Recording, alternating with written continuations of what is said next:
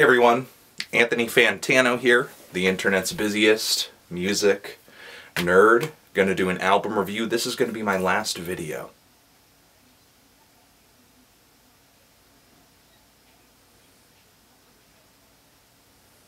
Before I go to South by Southwest, that is. You guys are crazy. You're crazy. Next time I put a video up on the channel, I will be in Texas, kind of reporting and just saying what my experiences are. But before I go, I want to leave on a high note. So, Reks is a Boston MC. This is his latest LP, Rhythmatic Eternal King Supreme. This is my first introduction to him. I honestly have no clue how this guy has been able to release stuff since 2001, and I've never, ever heard of him, but now I'm here. So let's talk about the beats.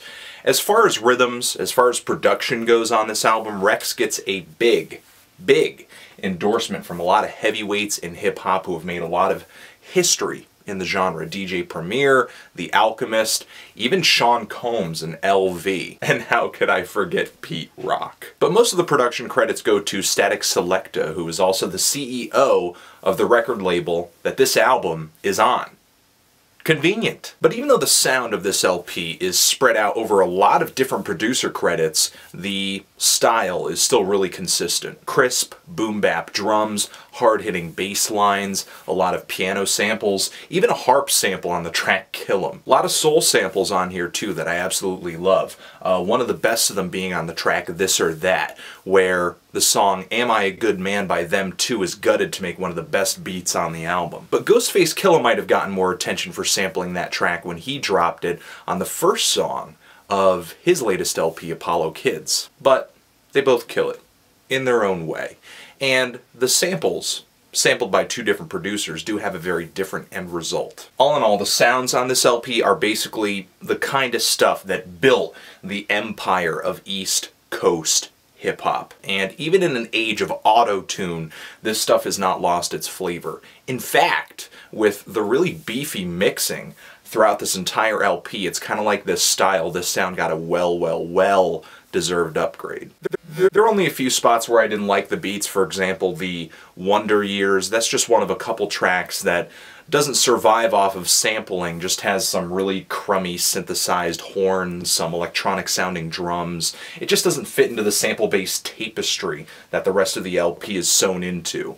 I just like samples. I'm biased. Don't listen to me. As far as his flow goes, nasty! Reks sounds so hungry throughout this entire LP. I love it. When he's going hard on some of these tracks, I feel like I'm watching a man move a mountain. He's unstoppable. And when a heartbreaking song comes on, I still can't help but hang on this guy's every word. Not only because he knows how to pen a story, but he's got a really demanding personality. As far as subject matter goes, the topical element of this album, this thing is kind of like driving a Lamborghini. He is going as fast as possible. The pedal is to the floor. It starts off with 25th Hour, which is a track that kind of announces the death of the golden age of rap.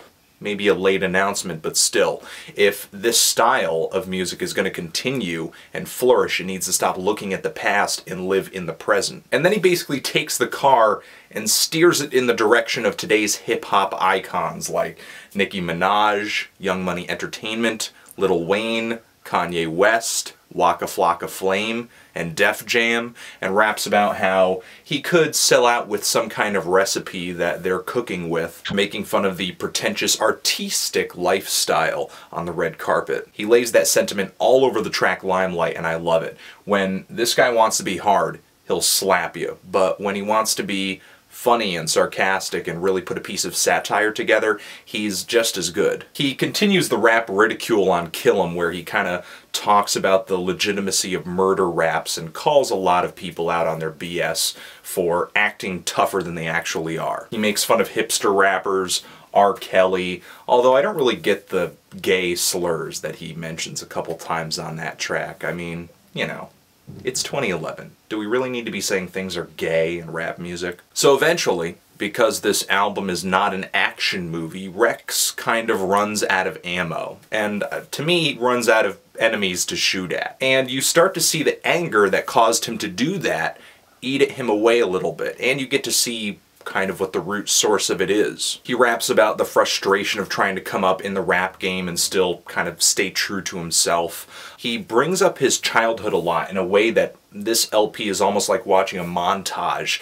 of this guy's past, featuring the untimely death of his father, which was caused by AIDS, watching his drug-addicted mother suffer from lupus. And also a bit of irony in here too, being a kid, hating the fact that his mother smoked, and now being an adult himself and being a smoker. And he also brings up the trials and tribulations of being a father himself. After the track Mascara, the song Like a Star is like the perfect epilogue to this LP.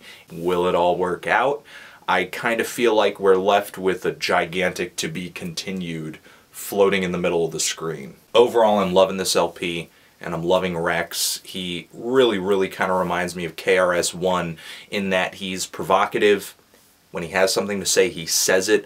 A lot of rappers out there talk trash, but nobody out there will name a name. And this guy does. He names a lot of names, and he doesn't stop. A lot of people in mainstream rap today are afraid to step on toes, but Reks is not. In fact, he stomps on toes. And right before he starts, he puts on a fresh pair of golf shoes. So great beats, strong flow, memorable lyrics.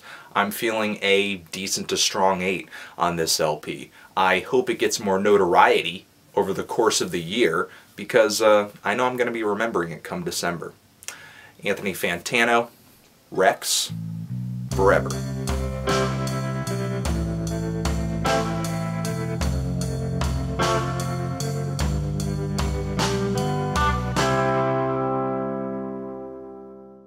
So,